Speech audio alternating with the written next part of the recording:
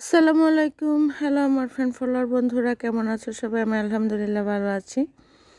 রমজানে কে কে কী খেতে পছন্দ করো জানি না, তবে আমার করলা ভাজি, একটু ভর্তা, যে কোনো রকমের একটু ভর্তা ভালো লাগে। আর শেষ পাতে তো একটু দুধ থাকেই। এটা শুধু রমজান মাসে আমি দুধ দিয়ে ভাত খাই, আর কখনোই খাই না, সেহেরিতে তাও। তো এই যে আমি আজকে একটু শুটকি মাছ ভর্তা করবো সেহেরির জন্য। আরও অনেক কিছু আছে, পেঁপে ভাজি করছি, ভুড়ি রান্না করছি, কিন্তু এগুলো আমি খাবো না। পেঁপে ভাজিটা একটু খাবো, কিন্তু ভুড়ি খাবো না। আমার জন্য মেনলি যে একটু ভর্তা করতেছি, নিজেকে গুরুত্ব দিলাম আর কি। নিজের মতো করে খাবো, একটু অল্প একটু খাবো, তো একটু ভর্তা দিয়েই খাবো। কোনো কিছুই ভালো লাগতেছে না মনে মনে। কে কে এরকম শুটকি ভর্তা পছন্দ করো?